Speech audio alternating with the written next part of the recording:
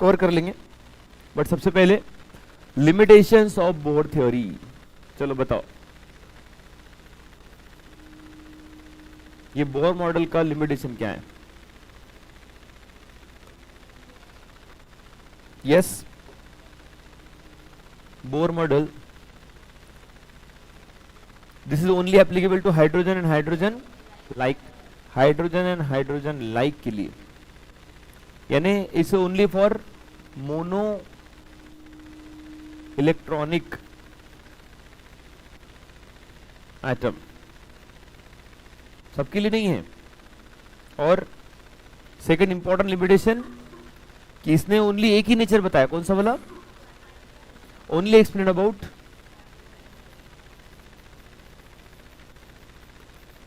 Particle nature.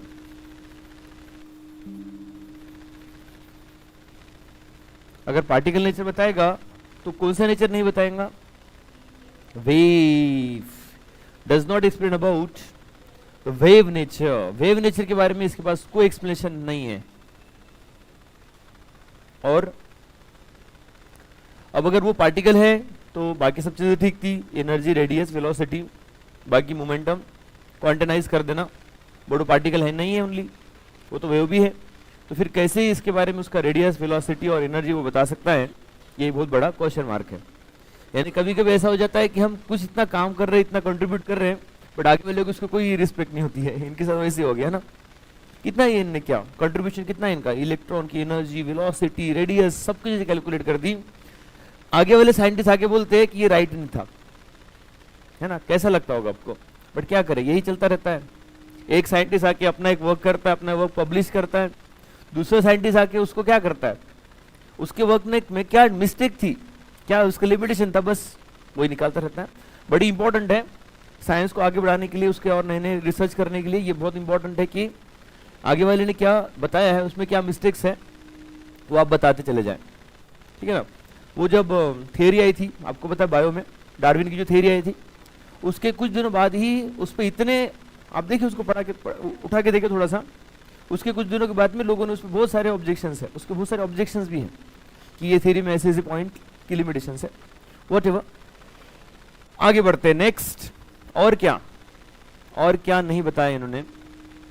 इन्होंने बताया कि इलेक्ट्रॉन जो है वो रिवॉल्व करता है कैसे? और सर्कुलर में, बट आगे चल के उसको मॉडिफाई करता है।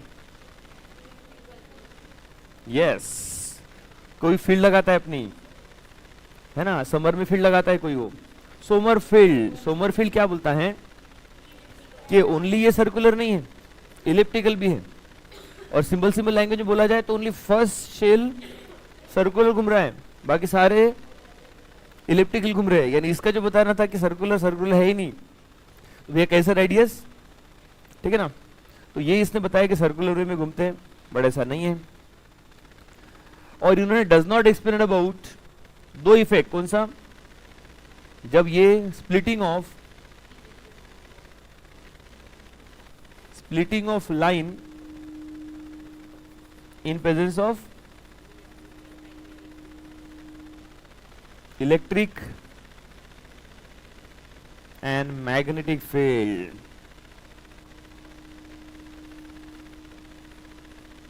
And what is that splitting of line in electric field and magnetic? Zeeman, मेरा मन, देखो this is mm and what is the electric? Stark, RR। कुछ ऐसे कंफ्यूजन होता है ना कि इलेक्ट्रिक कौन सा है और मैग्नेटिक कौन सा है, तो कंफ्यूजन अवॉइड करने के लिए या फिर कंफ्यूजन ना हो इसलिए छोटे छोटे पॉइंट बना के रखना अपने पास। ये पॉइंट आप बना के रखोगे ना तो आपको ज्यादा प्रॉब्लम नहीं आएगी। तो स्टार्क एंड द जीमन, इन्होंने आगे चल के उसको एक्सप्लेन किया। या ओके, सो ये तो हो गया लिमिटेशन, बट अभी हमें आगे बढ़ना है बोर थ्योरी से। सोमरफील्ड का भी अपन ने देख लिया कि उसने बताया कि वो थोड़ा सा इलिप्टिकल घूमता है। आगे बढ़ते हैं। अब यहां से हमें ऐसी थ्योरी चेक करना है। अब तक हम लोग वो थ्योरी चेक कर रहे थे जिसमें इलेक्ट्रॉन एज अ पार्टिकल था, बट इससे आगे अब हम लोग चेक करने वाले इलेक्ट्रॉन एज वेव। यस, इससे आगे की जो थ्योरीज है, wave nature of electron,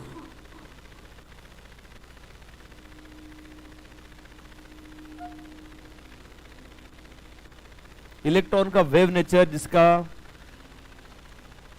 electron wave भी है, पार्टिकल भी है, दोनों है। तो चलिए कौन से थ्योरीज है हमारे पास, या फिर क्या क्या कंसेप्ट है। तो सबसे पहले हम लोग देखेंगे इसमें एक वेवलेंथ देखेंगे, किसकी, de Broglie is a brother of Mowgli, no is not brother of Mowgli, okay. बिछड़ गए होंगे बचपन में, वो जंगल में रहते थे, ये तो लैब में रहते थे। डी ब्रॉगलीज इक्वेशन, तो इन्होंने उनकी याद में इक्वेशन बना दिया। तो वो क्या इक्वेशन था, अब इक्वेशन का कुछ कंसेप्ट रिलेशन है, फाइनली अपने पास इक्वेशन है। That equation is,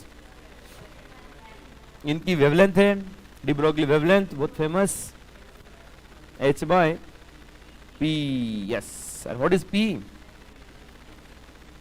yes, momentum. और मोमेंटम क्या होता है, मास इनटू वेलोसिटी, यस।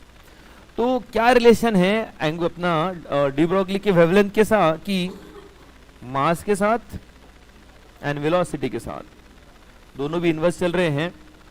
तो लैम्बडा 1 बाय लैम्बडा 2 अगर कहा जाता है तो अपना क्या बन जाता है,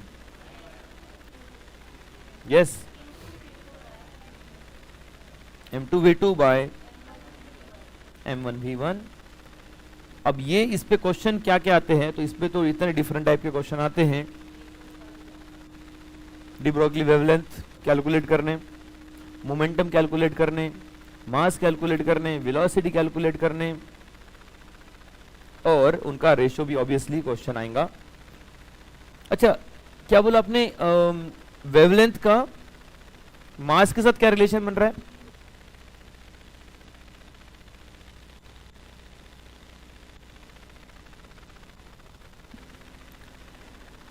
इस वेवलेंथ का मास के साथ क्या रिलेशन बन रहा है, इनवर्स बन रहा है, वेलोसिटी से भी। अगर हम लोग इलेक्ट्रॉन, प्रोटॉन और alpha particle, electron, proton and alpha particle का वेवलेंथ चेक कर रहे, डी ब्रॉगली वेवलेंथ, तो क्या आएगा रिलेशन, यह सबसे ज्यादा किसका होगा। ऑब्वियसली जब हम लोग इन तीनों में कंपेयर कर रहे हैं तो इसको मास से कंपेयर कर रहे हैं, तो इसको हम लोग कांस्टेंट रखना पड़ेगा।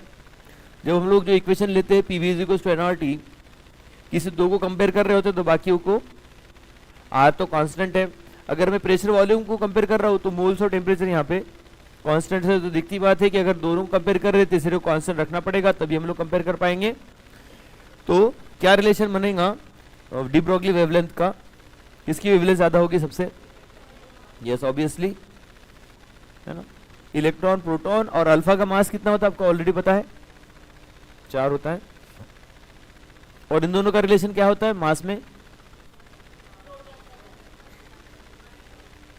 ये कितने टाइम ज्यादा होता है प्रोटॉन का मास कंपेयर टू इलेक्ट्रॉन के मास से, यस वेरी गुड। आपको ये चीज इजीली याद रह जाएगा, 1837 times the mass of electron and the mass of proton. The mass of proton is 1837 times more than the mass, greater than times than electron. और आपको ये लर्न करना ज्यादा डिफिकल्ट नहीं जाएगा, मुझे पता है। अपनी डीओ भी याद रखते जाना, ये लर्न रहेगा। Date of year, not date of birth, date of year याद रखते जाना तो इजीली याद रहेगा।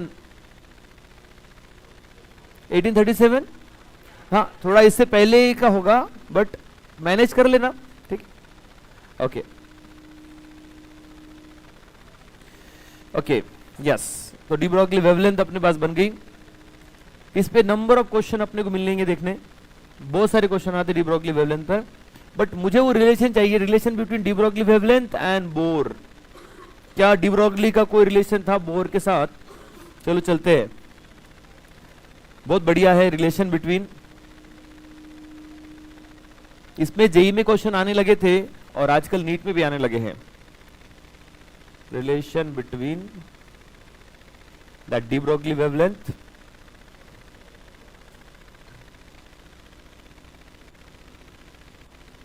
And bore.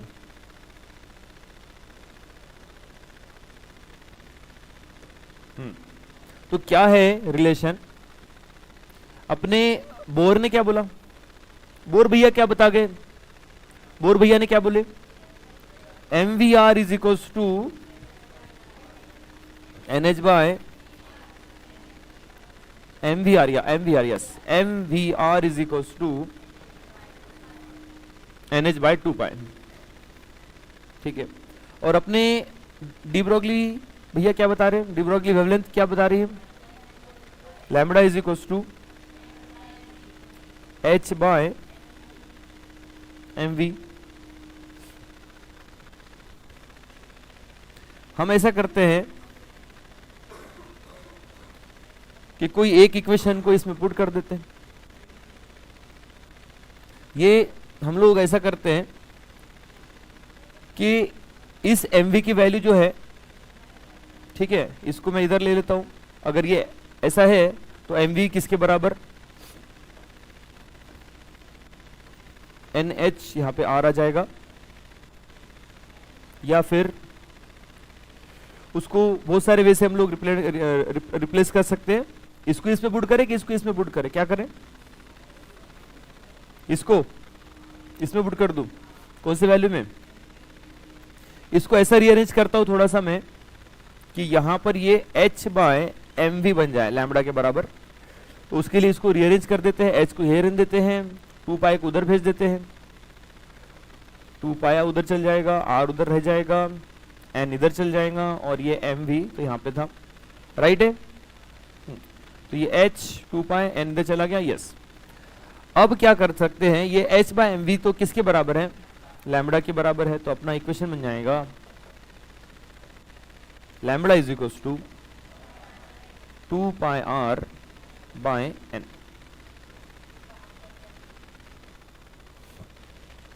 इसको रीअरेंज करके ये वैल्यू में लेके आ गया, और h बाय एम वी और क्या होता है? लैम्बडा ही होता है।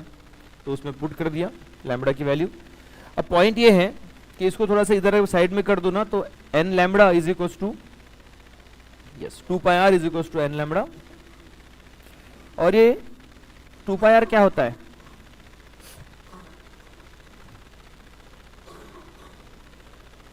किसका सरकमफरेंस?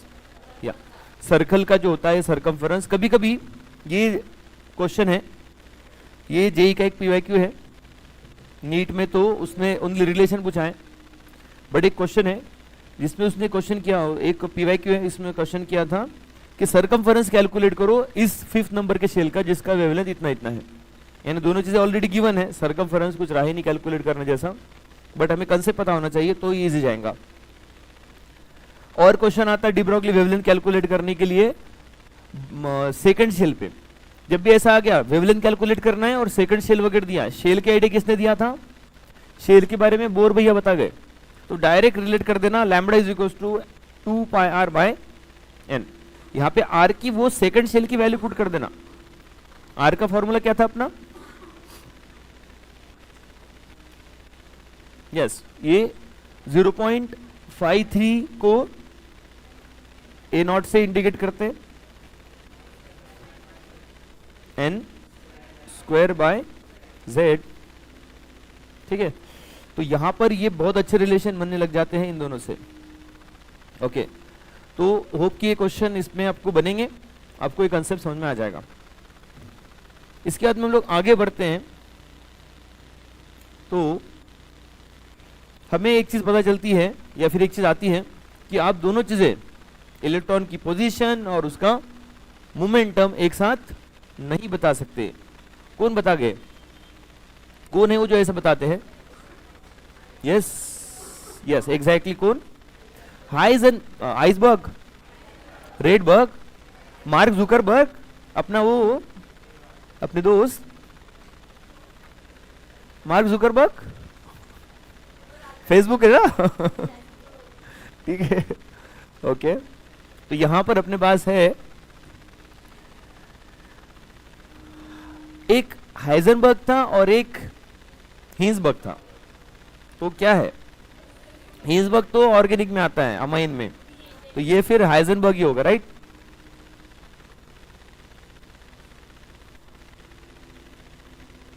हाइजेनबर्ग्स uncertainty principal. अच्छा, ये अब पढ़ाई कैसे चल रही है, पढ़ाई पढ़ाई कैसे चल रही है, अच्छी चल रही है, ठीक ठीक ठीक ठाक। ये संडे मार्क्स कैसे आने वाले, उसके बारे में सर मत पूछो आप, वो सब अनसर्टेन है। यानी कुछ चीजें सर्टेन होती है, कुछ चीजें तो बहुत ही अनसर्टेन हो जाती है, that depend on the paper, मेरा मूड, उसको किस तरह से मैं हैंडल कर सकता हूँ वो, और वो उस दैट टाइम मैं उसको, मुझे वो कितनी चीज याद आती है। पढ़ाई तो हर कोई कर रहा है, दैट टाइम कैसे मैनेज करोगे आप उसको, वो बहुत इंपॉर्टेंट है। तो कुछ चीजें अनसर्टेन होती है अपने लाइफ में, बस यही बात ये भी बता रहे हैं। हाइजेनबर्ग अनसर्टेनिटी प्रिंसिपल क्या बोलते हैं, एक इक्वेशन दे देते हैं, कौन सा, delta X delta P equals to और greater than H by, yes. अब यहां पे 2 पाई नहीं है, अब थोड़ा सा बढ़ गया है उधर 2 पाई है, इधर में 4 पाई है। ये तो इक्वेशन हो गया, but what is delta x,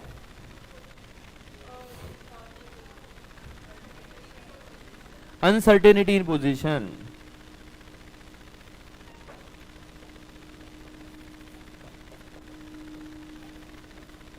position, उसका डिस्टेंस, ये सब अनसर्टेन है। और साथ में ये, और मोमेंटम क्या होता है अभी देखा, तो यहां पे हम लोग इसको रिप्लेस भी कर सकते हैं।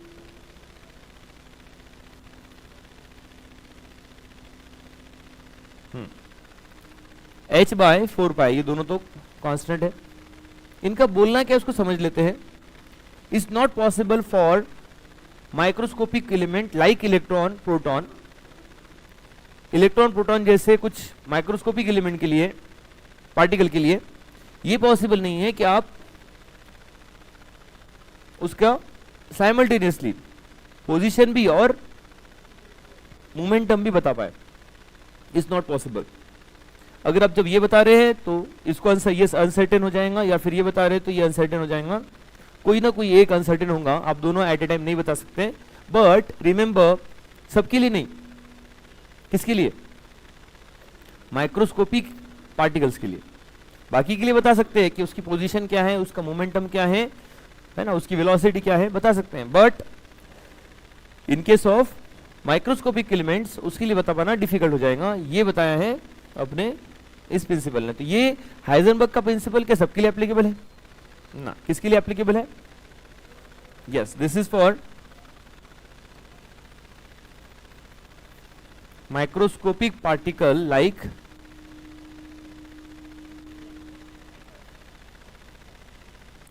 Electron and proton.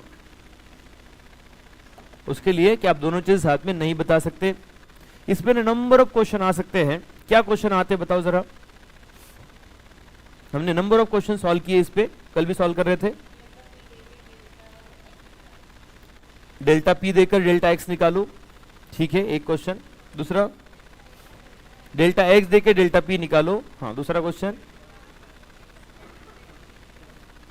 Delta x देकर डेल्टा एम इलेक्ट्रॉन का मास तो रहेगा, और बोला जाएगा उसकी वेलोसिटी बता दो, अनसर्टेनिटी इन वेलोसिटी कैलकुलेट करो, जबकि उसका पोजीशन ये है और वो इलेक्ट्रॉन के बारे में बोल रहा है। इलेक्ट्रॉन के बारे में बोल रहा है तो उसका मास वही लेना है जो अपने पास है, गिवन भी रहता है, और उसका वेलोसिटी हम लोग बता देंगे। और क्या क्वेश्चन आएगा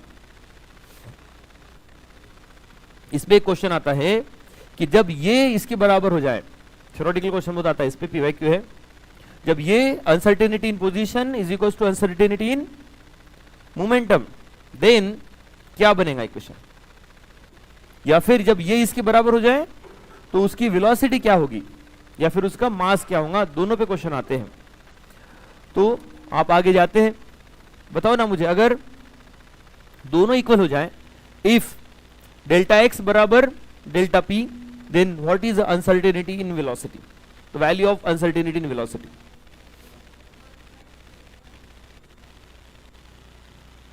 अच्छा, वेरी गुड। क्या करना, क्या बोला, कंडीशन इफ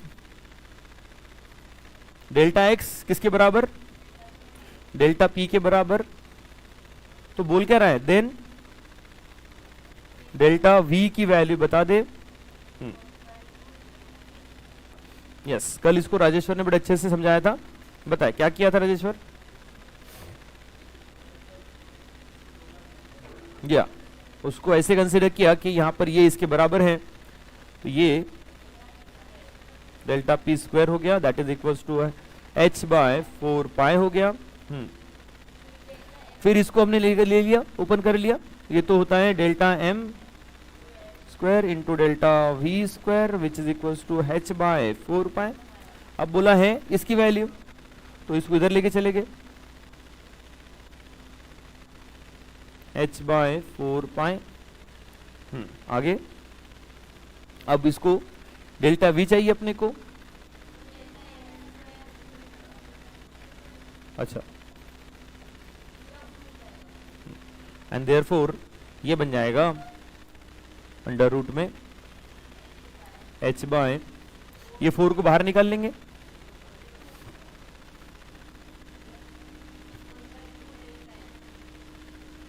यस,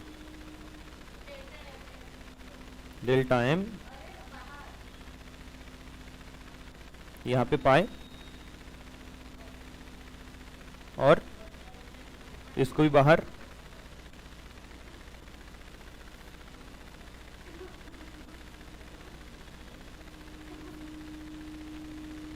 यस। तो ये अपना इक्वेशन बन जाएगा। जब ये दिया रहा हमें तब इसके बारे में पूछेगा, और इस पे दूसरा क्वेश्चन कि ये दोनों इसके बराबर है, डेल्टा एम क्या है, ये भी क्वेश्चन। देखिए ये लोग बोलते हैं, ये क्लेम क्या करते हैं कि हम क्वेश्चन रिपीट नहीं करते, ठीक है, बट क्वेश्चन क्या करते हैं, इसका एक पीवाईक्यू ये है कि ये इसके बराबर है तो डेल्टा वी बता दो। दूसरा क्वेश्चन है ये इसके बराबर है, डेल्टा वी बता दो। तीसरा क्वेश्चन है जब ये जीरो हो जाए, किसी एक को जीरो बना दो।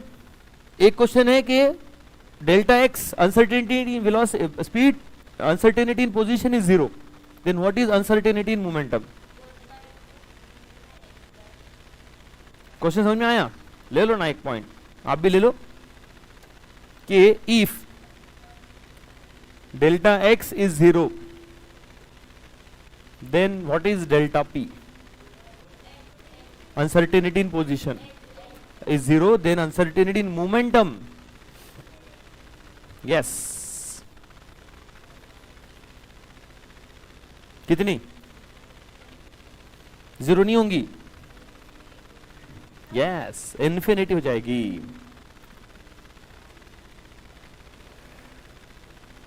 और दूसरा इसके अपोजिट आएगा, और क्या आएगा कि मोमेंटम को जीरो बना दिया, पोजीशन के बारे में क्वेश्चन करेगा। ओके, तो यहां पे ये क्वेश्चन करता रहता है। हाँ, या तो बताओ मैं कहां पे था, एक रेशो बोलता है अगर दो एटम है, पहले के लिए delta X into delta P is equals to h by 4 pi, और दूसरे के लिए delta X two into delta P two it equals to h by 4 pi. तो अगर ये क्वेश्चन है कि सपोज ये हाइड्रोजन के लिए, हेलियम के लिए है, तो किसी एक की पोजीशन दूसरे के बराबर कर दे, तो इसको सपोज ये हाइड्रोजन का है, this is the position of hydrogen, momentum of hydrogen, and this one is, this is the position and the momentum of helium। तो अगर ये दोनों बराबर हो गए, if कंडीशन ये है, देखो और कंडीशन सारे कंडीशन वाले क्वेश्चन सॉल्व कर लेंगे, कैलकुलेशन वाले क्वेश्चन तो बड़े मजेदार होते हैं, बट ये कंडीशन है, इसमें गड़बड़ हो सकती है। अगर ये इसके बराबर हो जाए देन क्या होगा बताओ? अगर ये दोनों बराबर हो जाए, कल ही क्वेश्चन सॉल्व किया, एक पीवाईक्यू नीट का पीवाईक्यू है, ये इसके बराबर position of hydrogen is equal to position of helium बन जाए, then delta P of hydrogen that is momentum of uncertainty in momentum of hydrogen which is equals to uncertainty in momentum of helium. yes, ये अपन ने बनाया था कल कि इसमें दोनों अगर ये इक्वल हो गए तो ये कट जाएगा, ये इसके बराबर तो ये भी इसके बराबर, ठीक है। तो इस पे नंबर ऑफ क्वेश्चन आ सकते हैं और हम लोग उसको सॉल्व कर सकते हैं। तो this is about uncertainty, Heisenberg uncertainty principle. इसके क्वेश्चन बिल्कुल नहीं जाना चाहिए, सिंपल क्वेश्चन होते हैं और क्वेश्चन आता भी है, इस पे बहुत इंपॉर्टेंट है। आगे बढ़ेंगे, इसके बाद में हम लोग डायरेक्ट मूव करते हैं क्वांटम नंबर पे।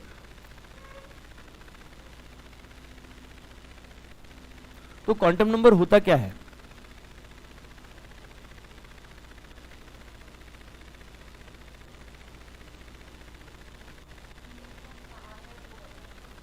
Quantum number, what is quantum number? क्या है क्वांटम नंबर? क्या समझ में आया आपको? क्वांटम नंबर क्या था? इलेक्ट्रॉन का एड्रेस, ठीक है, इलेक्ट्रॉन का address, that's the actually definition of quantum number. Quantum number कुछ नहीं है, तो ये इलेक्ट्रॉन का एड्रेस है कि इलेक्ट्रॉन रहता कहां पर है, उसको एकदम लोकेट करना है, उसका लोकेशन है ये, ठीक है। सो this is nothing but the address of an electron.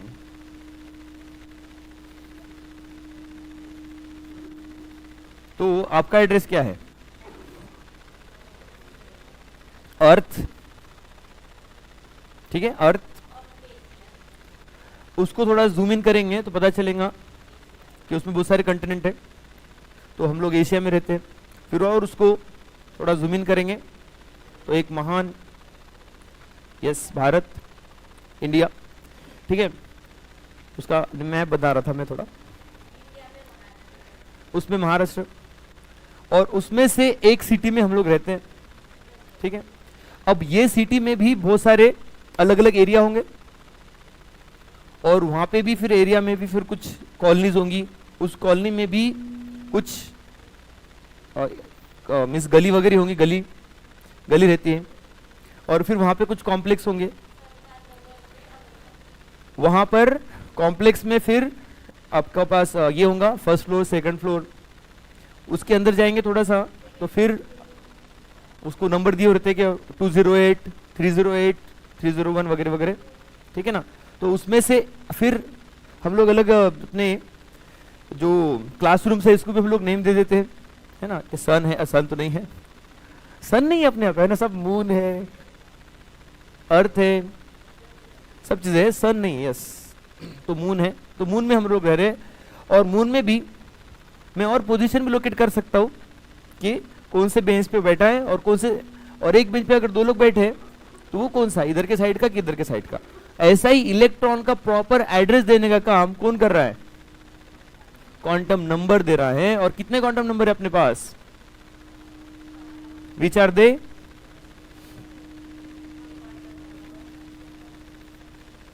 Principal quantum number किसके ऐड देता है हमें? ये नंबर ऑफ शेल के ऐड देता है, इसको इंडिकेट करते हैं एन से, और इसको डिजाइन करने का काम बोर ने किया था। ये बोर भैया का क्रेडिट है, the credit goes to Bohr भैया। उन्होंने ही हमें बताए थे कि शेल नाम की कोई चीज होती है, शेल का एनर्जी, उसका रेडियस, उसकी वेलोसिटी, उस maximum electron capacity of that shell, formula maximum electron capacity, yes, N square, वो तो ऑर्बिटल होते हैं, उसके डबल 2n² उतने इलेक्ट्रॉन्स होते हैं। उसके बाद में नेक्स्ट आ जाता है azimuthal, Muttiah Muralitharan, sorry, azimuthal quantum number, azimuthal, it is also called as subsidiary quantum number which that gives idea about subshell, subshell के बारे में बताता है, उसके डिटेल में जाएंगे तो पता चलेगा एजिमुथल क्वांटम नंबर के बारे में। नेक्स्ट एजिमुथल क्वांटम नंबर, और कौन सा, magnetic quantum number. Magnetic quantum number that gives idea about, ये क्या बताता है, जैसे इंडिकेट करते हैं एम से, ये बहुत इंपॉर्टेंट है, थर्ड नंबर का सबसे इंपॉर्टेंट है, जिसपे हम लोग अपना टाइम स्पेंड करेंगे बहुत ज्यादा अभी। Magnetic quantum number that gives idea about orientation of orbital, electron जो ऑर्बिटल में है वहां पे वो कहां पर है, उसका इलेक्ट्रॉन की डेंसिटी कहां पे है, कैसा है, ये सारी चीजें मैग्नेटिक क्वांटम नंबर में डिटेल में डिस्कशन में आएंगी। And the last spin, spin से समझ में आता है, स्पिन क्वांटम नंबर, स्पिन हो रहा है, यस स्पिन हो रहा है, घूम रहा है इलेक्ट्रॉन, बट वो कैसे, एक तो clockwise, otherwise this one is indicated by MS, but ये तो क्लॉकवाइज जाएगा और एंटी क्लॉकवाइज, एक के लिए प्लस हाफ, एक के लिए माइनस हाफ, क्लॉकवाइज के लिए प्लस हाफ और एंटी क्लॉकवाइज के लिए माइनस हाफ, ऐसा नहीं है। यहां पर कैसा है, क्लॉकवाइज के लिए माइनस हाफ और एंटी क्लॉकवाइज के लिए प्लस हाफ, ऐसा भी नहीं है। इसका कोई सिग्निफिकेंस नहीं है, अगर आप प्लस हाफ क्लॉकवाइज के ले रहे हो तो माइनस हाफ एंटी क्लॉकवाइज के ले रहे हो, एंड वाइस वर्सा, क्योंकि इसमें भी पीवाईक्यू है, जेई का पीवाईक्यू है, नीट का पीवाईक्यू है। देखिए अब उसमें क्वेश्चन किया था which of the following is wrong statement, और हम लोग इसको सबसे पहले रिजेक्ट किए थे कि ये स्टेटमेंट रॉन्ग या फिर राइट नहीं हो सकता, व्हाटएवर ऐसा कोई क्वेश्चन है इस पे। तो कंडीशन ये है, कंसेप्ट ये है कि आप प्लस हाफ माइनस हाफ किसी को भी ले ले, किसी एक के लिए, उसके अपोजिट दूसरे को ले ले। तो चलो चलते हैं, सबसे पहले इसमें कंसेप्ट क्या है कि अपने पास जो शेल है, shell number K, shell number first that is nothing but उसका नेम है के, नाम तो सुना होगा, और उसके पास सब शेल कितने हैं, जितने नंबर का वो शेल है उतने सब शेल है। सेकंड शेल जो है उसका नेम एल, और वो क्या है 2s 2p, third m 3s 3p 3d होगा, जितने नंबर का शेल उतने उसके पास रहेंगे सब शेल। फोर्थ वाले के पास k l m n 4s 4p 4d and 4f, या और आगे तक जाएगा, हमें नीड नहीं अभी। तो क्या बोला कि इस शेल की मैक्सिमम इलेक्ट्रॉन कैपेसिटी क्या था, फार्मूला इलेक्ट्रॉन कैपेसिटी, कितने इलेक्ट्रॉन है 2n², ये इलेक्ट्रॉन है, तो ऑर्बिटल कितने हैं n², देखो मैच हो रहा है क्या। सेकंड नंबर के शेल के पास ऑर्बिटल कितने हैं, दो ही बता रहा है, हाँ ऑर्बिटल, अरे ऑर्बिटल, राइट राइट, इसके एक और इसके तीन, टोटल 4। रिएक्शन देख सकते थे, मैं देखा भी हूं, है ना, 2s and 2p total 4। m के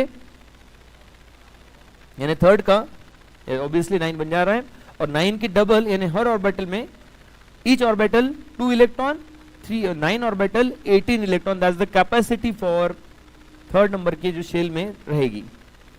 ओके, पॉइंट ये है कि इनके शेप कैसे हैं, एस का शेप कैसा है,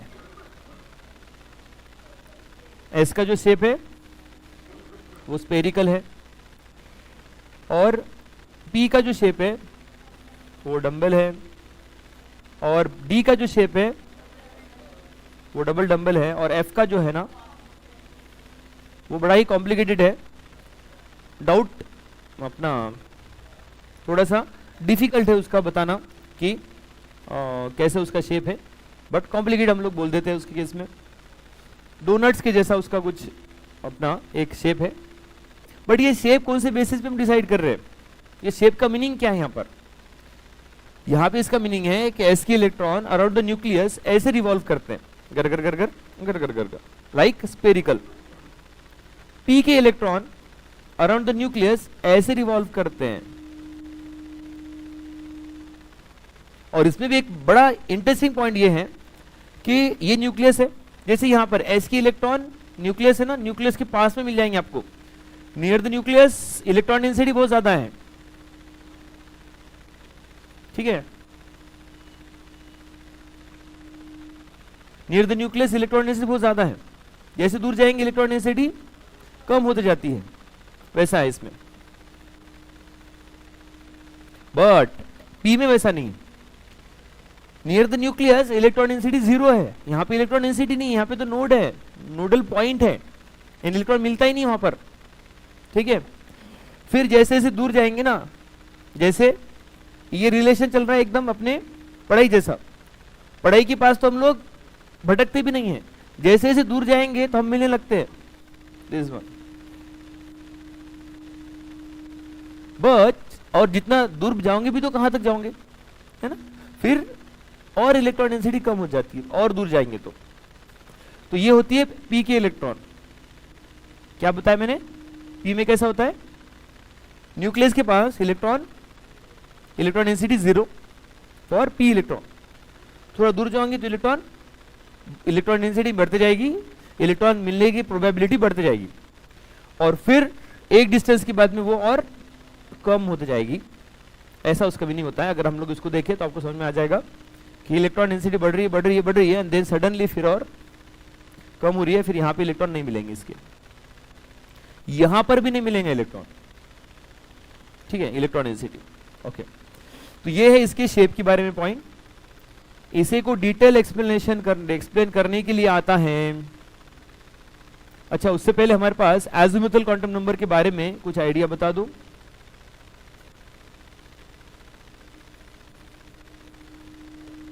पर्टिकुलर शेल में कितने सब शेल हैं, तो उसको बताने के लिए L है, L का और N का क्या रिलेशन, N-1,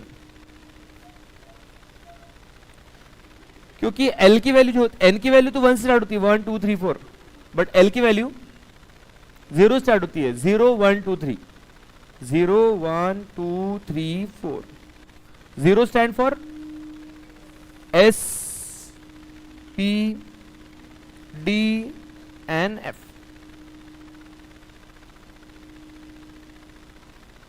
ठीक है, तो 0 स्टैंड फॉर S, तो शेल नंबर फर्स्ट 1 -1 0, तो उसमें ओनली S होगा।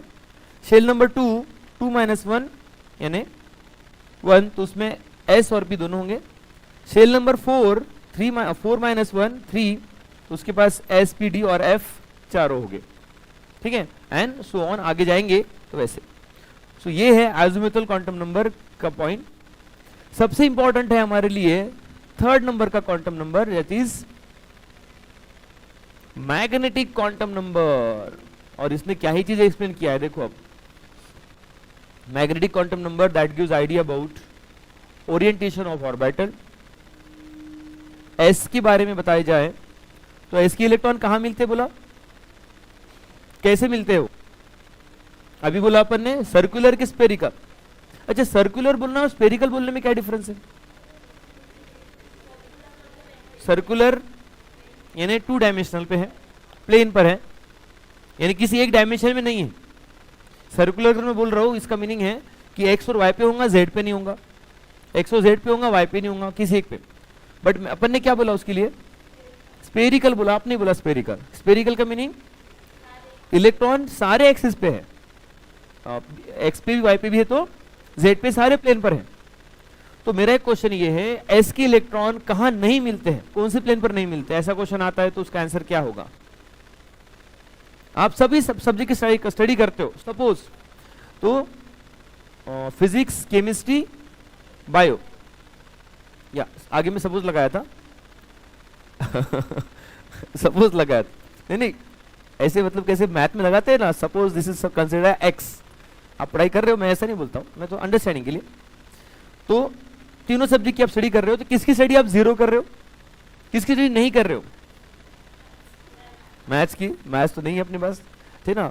तो ऐसा कोई सब्जेक्ट नहीं जिसकी स्टडी आप नहीं कर रहे, तो वैसा ही ऐसा कोई प्लेन नहीं है जिसमें एस के इलेक्ट्रॉन मिलते नहीं है, एक्स पे मिलते, वाई पे मिलते, जेड पे मिलते, तो ऐसा कोई प्लेन नहीं बनता। ऐसा कोई नोड नहीं बनता आगे चल के, रेडियल नोड जिसको बोलते हैं, प्लेनर नोड, प्लेन पे मिलने वाला, आऊंगा मैं उस पर। तो देखो यहाँ पे क्या है, 1s को बनाएंगे हम लोग तो ये कुछ ऐसे बनेगा, इसकी electron density around the nucleus बहुत ज्यादा है, बट 2s को देखो, 2s में इलेक्ट्रॉन डेंसिटी यहाँ पे बहुत ज्यादा है, बट एक टाइम आता है कि इलेक्ट्रॉन डेंसिटी कैसे हो जाती है, फिर मिलता नहीं इलेक्ट्रॉन इस एरिया में जो ब्लैक कलर का दिख रहा है आपको यहाँ पर, यहाँ पे इलेक्ट्रॉन मिलते नहीं है इसके, and that is nothing but called as node.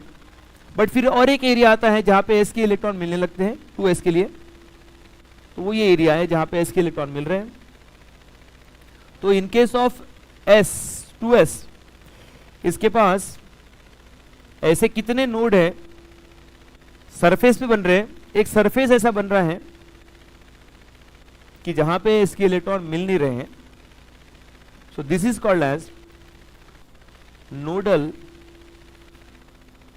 Surface, also called as radial node. इसमें कंफ्यूजन होता है कि रेडियल नोड किसको बोलते हैं, एंगुलर नोड किसको बोलते हैं, क्लियर हो जाता है। हमारे पास नॉमेनक्लेचर सिस्टम है, कौन से हैं, आईपैक में है, आगे चल के नैनोमर के लिए EZ, C स्टांस, DL, और कौन सी एक वो घर घुमाते थे, इधर घुमा दो ऐसे घुमा दो, R and S, radial node, nodal surface, ठीक है, RS। तो कोई ना कहीं ना कहीं लिंक लगा दो उसकी, तो कंफ्यूजन क्लियर। अब यहां पे एक नोड आ गया, 3s के बारे में क्या बोलते हो, 3s में कितने नोड आएंगे, सरफेस 2 आएंगे, 4s में, तो कोई ns में n-1 क्या बन गया formula, nodal surface for s के लिए, nodal surface n-1 for s। But यहां पर कोई भी ऐसा प्लेन नहीं है जहां पे इलेक्ट्रॉन डेंसिटी 0 हो जाए, तो एक होता है नोडल सरफेस, एक होता है नोडल प्लेन। मैं बोल रहा था नोडल प्लेन इसमें बन रहे हैं क्या, नोडल प्लेन p में s में नहीं बनते, नोडल प्लेन ऐसा कोई प्लेन नहीं है जहां पे इलेक्ट्रॉन डेंसिटी इसकी 0 हो, जहां तक वो गया नहीं हो, नोडल प्लेन। सर ये सिटी का कोई ऐसी जगह नहीं है, सर ऐसा कोई मॉल नहीं है, ऐसे कोई शॉपिंग नहीं, शॉप नहीं है जहां पे मैं गया नहीं हूं, जहां से मैंने शॉप किया नहीं, तो दैट इज नोडल प्लेन। जैसा आपका वहां पे कौन से मॉल को अपने विजिट नहीं किए, तो कितने मॉल को विजिट नहीं किए, तो उसका आंसर जैसा 0 आएगा, वैसे ही इसका भी एस के इलेक्ट्रॉन इतने घूमते रहते हैं, एक्स पर भी है, वाई पर भी है, जेड पे भी है, तो नोडल प्लेन की वैल्यू 0 बन जाती है। यस, ये है पॉइंट। और एस के लिए चल रहा है यहां, नोडल प्लेन कोई दूसरा नाम, अगर ये रेडियल है तो ये एंगल पे particular angle, angular node, angular node. ये एस की वैल्यू क्या थी, एल के लिए 0 थी क्या, ओहो हो, एस की वैल्यू 0 थी, एस की वैल्यू 0 थी, उसके नोडल प्लेन भी 0 है, उसके एंगुलर प्लेन भी 0 है। इससे क्या हो रहा है सर, इससे क्या हो रहा है, आगे चलते हैं।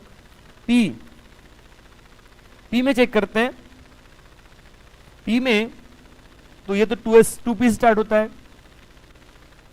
अब समझ जाओ, एक पॉइंट और बता रहा था मैं, एस की इलेक्ट्रॉन डेंसिटी के बारे में बताओ, उसका डिस्ट्रीब्यूशन कैसा है अराउंड द न्यूक्लियस। इसकी इलेक्ट्रॉन डेंसिटी बहुत ज्यादा है अराउंड द न्यूक्लियस, बट जितना दूर जाएंगे इलेक्ट्रॉन डेंसिटी उतनी कम हो जाती है। This is in case of S. But P में कैसा है,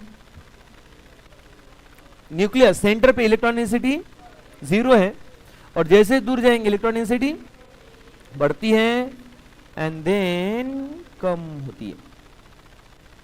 ठीक है, आगे चल के ग्राफ बनाना पड़ेगा ना, तो इलेक्ट्रॉन डेंसिटी वाले ग्राफ, इसके लिए कैसे बनेंगे ग्राफ, जितना पास रहेंगे, जितने पास रहेंगे एस के बारे में, जितने पास रहेंगे इलेक्ट्रॉन डेंसिटी बहुत मैक्सिमम रहेंगी, दूर जाएंगे इलेक्ट्रॉन डेंसिटी कम होती जाएगी। 1s में, 2s में तो एक ऐसा एरिया आएगा जहां पर electron density 0, that is called as node. But p के लिए अगर देखे जाएंगे तो पी में जितना पास रहेंगे अपन, इलेक्ट्रॉन डेंसिटी उतनी पहले जीरो, जितना दूर जाएंगे इलेक्ट्रॉन डेंसिटी बढ़ेगी, फिर और दूर जाएंगे तो इलेक्ट्रॉन डेंसिटी कम। ये 2p, देन 3p की देखा जाए तो 3p में ये टच हो जाएंगे इससे, और यहाँ पे बन जाएगा yes touch touch, this is nothing but नोच, ठीक है ना। तो ऐसा आ रहा है तो एस के लिए, ऐसा जा रहा है तो पी के लिए, क्योंकि यहाँ पे इलेक्ट्रॉन डेंसिटी नहीं है, दिस इज न्यूक्लियस, जितना दूर जाएंगे इलेक्ट्रॉन डेंसिटी बढ़ते जा रही है। सर पढ़ाई की बात नहीं, जितना कम करोगे उतना हमको अच्छा लगते जाएगा, पढ़ाई से हम लोग दूर जाते जाएंगे। ये आपकी बात नहीं चल रही, उन लोगों की बात जो पढ़ाई नहीं करते हैं, आप तो ऐसे होंगे। पढ़ाई की बात करूं तो सर यस एग्जैक्टली फ्रेश हो गए। पढ़ाई से जितना मैं आपसे कुछ और बातें करने लग जाऊं तो आप दूर चले जाते हो। वेरी गुड, अच्छा नेचर है आपका, पढ़ाई करते हो आप, बट फिर भी किसको ज्यादा पढ़ते हो, कौन सब्जेक्ट को ज्यादा पढ़ते हो? Exactly right. या पी के केस में 2p आ गया, 2p में इलेक्ट्रॉन डेंसिटी यहां पर 3p देखेंगे,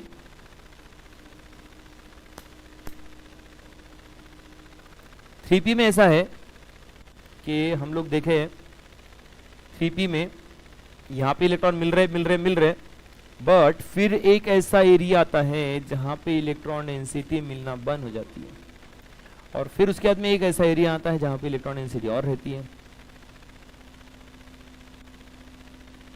तो वो जो है, ये जो है that surface that is called as yes. तो 2p में नोडल सरफेस 0 था, 3p में 1 है, तो 4p में 2 हो गए, 5p में 3 होंगे, तो np में n माइनस 2 किसके लिए? Nodal surface for p। At the end finally तो एक फॉर्मूला बताऊंगा आपको, बहुत इजी है, बट पहले कंसेप्ट। अब यहां पे आ जाओ थोड़ा सा इसके नोडल प्लेन को लेकर। नोडल प्लेन बहुत इंपॉर्टेंट नहीं है, नोडल्स सॉरी नोडल प्लेन। अब यहां पे हमारे पास px, ये p के पास कौन से ऑर्बिटल है? px, py, pz। px का मीनिंग क्या है? Why that is name as px? उसके इलेक्ट्रॉन x के इन बिटवीन या फिर on the plane, on the axis, sorry yes. px x पे इलेक्ट्रॉन है, py y पे इलेक्ट्रॉन है, pz z पे इलेक्ट्रॉन है। तो इसके इलेक्ट्रॉन कहां नहीं है? y और z पर नहीं है, py के x z पर नहीं है, और pz के x y पर नहीं है ना? ये केमिस्ट्री पढ़ता है, बायोफिजिक्स नहीं पढ़ता। ये फिजिक्स पढ़ता है केमिस्ट्री बायो नहीं पढ़ता। कोई एक ना एक प्लेन ये मिसिंग चल रहा है इसका, ये प्रॉब्लम है इसके साथ, नोडल प्लेन बन रहे, ठीक है ना? तो ये पॉइंट बन जाएंगे इसके लिए। नोडल प्लेन देखो, आप देख रहे हैं कि सब ऑर्बिटल में एक बन रहा है, तो इसका नोडल प्लेन का वैल्यू है, नोडल प्लेन 1 बनता है इसका। अरे इसकी एल की वैल्यू भी कितनी है? Nodal plane for S, nodal plane for P, yes. तो यहां से तो क्लियर हो गया कि nodal plane radial node, angular node is equal to उसके एल के बराबर। अब आ जाओ थोड़ा सबसे इंटरेस्टिंग और इंपॉर्टेंट है, कौन सा वाला? D orbital. डी ऑर्बिटल में कितने और टोटल डी सबशेल के पास कितने ऑर्बिटल हैं? 5। उसको हम लोग 2 पार्ट में डिवाइड कर देते हैं। ये आगे चल के CFT में बड़े काम में आता है। कौन से? जो इन बिटवीन द प्लेन है, इन बिटवीन द एक्सिस है, और दूसरा ऑन द एक्सिस है।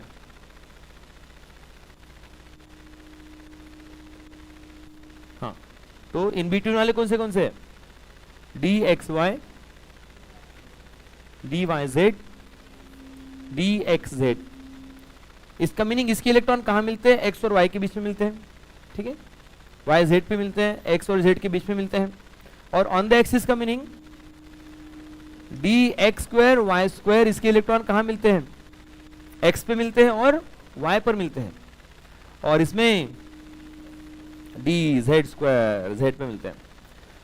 तो पहले तो इसको ड्रॉ कर लेंगे। देखो एक ड्रॉ करने का सिंपल पैटर्न बताता हूं कि आप लोग ऐसा कंसीडर कर ले कि ये x है और ये y है। तो अब कहां बनाना है इसको, dx को बनाना है सपोज मुझे एक्स वाई को, तो इन दोनों के बीच में यहां पे इसके इलेक्ट्रॉन मिलने लग जाएंगे। तो ऐसे ही इसको और इसको बना सकते हैं। इसके केस में अगर बनाए इसको हम लोग, ये क्या बनाया, डी एक्स वाई बनाया मैंने, D X X square Y square बनाना है, तो ये इसको x बोल दिया, इसको y बोल दिया, और बनाना है on the axis, in between the axis, no sorry on the axis, तो x पे बना दिया और y पर बना दिया।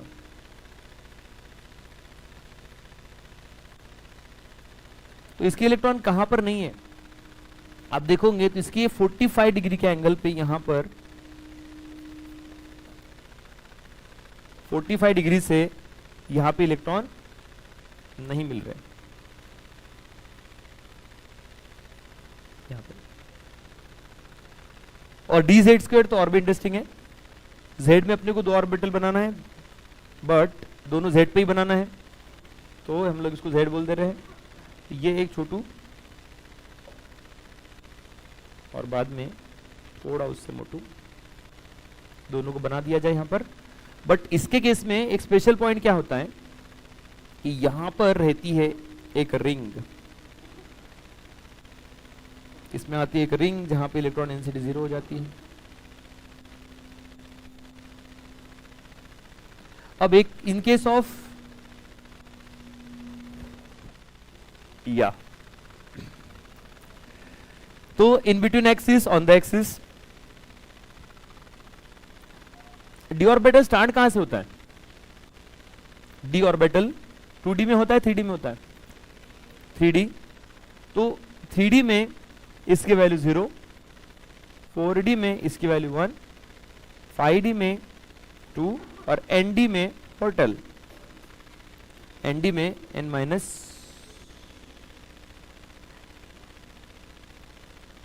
उसमें पहले इसमें 1 आया, दूसरे इसमें 2 आया और इसमें 3 आया।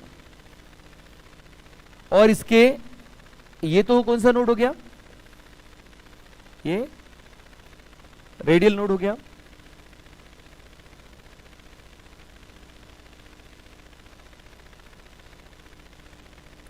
दूसरा कौन सा होता है node, angular node. Angular node के बारे में देखते हैं क्या है पॉइंट।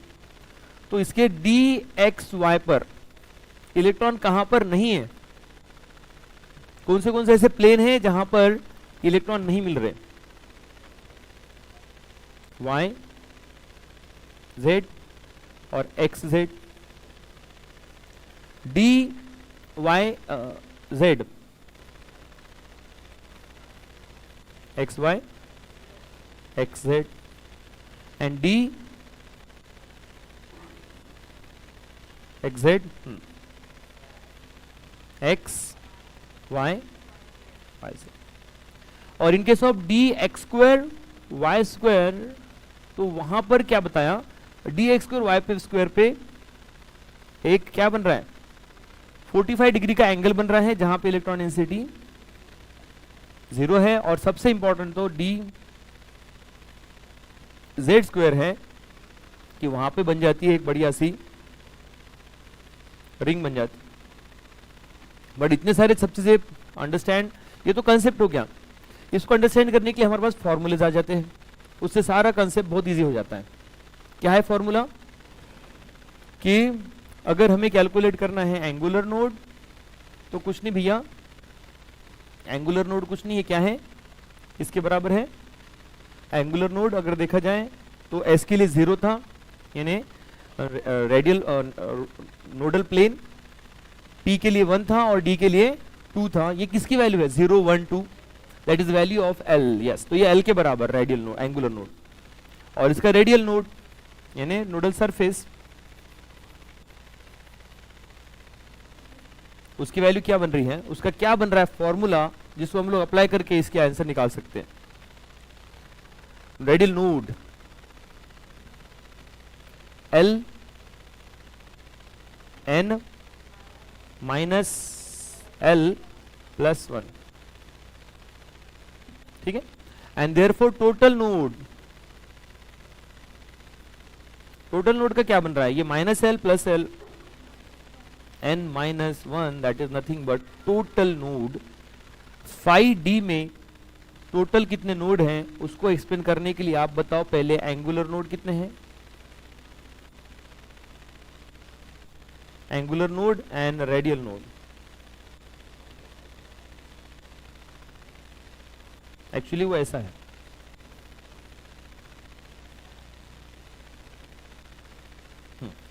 एंगुलर नोड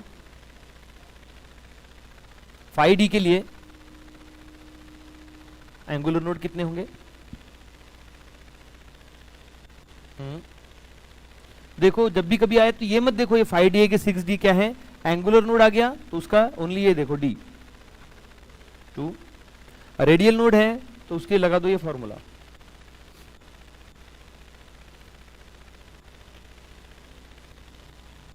यस 2 आएगा। अब लगा दो टोटल के लिए फॉर्मूला, टोटल के लिए यहां से लगाओ 4, मैच कर रहा है 2 + 2 इधर और इधर टोटल, ठीक है। तो ये सारी इंफॉर्मेशन थी इसके नोड से लेकर इसके क्वांटम नंबर से लेकर हर चीज को। एक पॉइंट ये है, एक इलेक्ट्रॉन, एक ऑर्बिटल को डिफाइन करना है तो कितने क्वांटम नंबर सफिशिएंट है, और एक इलेक्ट्रॉन को बताना है तो कितने क्वांटम नंबर चाहिए। एक ऑर्बिटल को बताना है तो 3 क्वांटम नंबर से बनेगा, जो अब तक अपन डिफाइन कर रहे सब ऑर्बिटल बता रहे थे। बट इलेक्ट्रॉन तक जाना है, स्पेसिफिक एक इलेक्ट्रॉन के बारे में बताना है तो अपने को 4 भी क्वांटम नंबर चाहिए, क्योंकि 3 इलेक्ट्रॉन से 3 क्वांटम नंबर से हम लोग 2 इलेक्ट्रॉन को डिफाइन करेंगे। अब जो रहेगा लास्ट वाला कौन सा है, spin quantum number, that gives idea about spin off electron. क्या बोला था, हाफ प्लस हाफ, घर घर प्लस क्लॉकवाइज, यस कोई भी हो सकता है, और ये माइनस हाफ कोई भी हो सकता है। बट किसी एक को अगर एक कंसीडर किया दूसरे को उसके अपोजिट कंसीडर कर लो, स्पिन क्वांटम नंबर, तो ये इलेक्ट्रॉन तक पहुंच गए हम लोग। यानी किसी एक इलेक्ट्रॉन का साथ बताना है, इलेक्ट्रॉन के बारे में बताना है तो 4 क्वांटम नंबर चाहिए, और ऑर्बिटल के बारे में बताना है तो 3 क्वांटम नंबर से हमें इंफॉर्मेशन मिल जाएगी। सोडियम का जो वैलेंस इलेक्ट्रॉन है उसके क्वांटम नंबर के बारे में बताओ। सोडियम का जो वैलेंस इलेक्ट्रॉन है, sodium atomic number 21, 23, very good. 11 atomic number 1s2, 2s2, 2p6 and 3s1। तो हमें ये वैलेंस इलेक्ट्रॉन के बारे में इसके बताना है, प्रिंसिपल क्वांटम नंबर की वैल्यू क्या है, इसका शेल यानी n की वैल्यू हो जाएंगी 3, इसका l ये 0 हो जाएगा, इसका m जो होता है m की एक वैल्यू होती है m is equal two plus minus L2 plus L, ठीक है। तो इसके m की वैल्यू,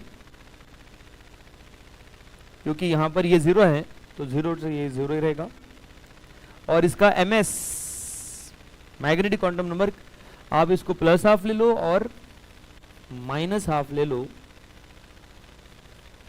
यस। अच्छा, एक ऑर्बिटल में 2 ही इलेक्ट्रॉन क्यों रह सकते हैं, ज्यादा क्यों रह सकते हैं।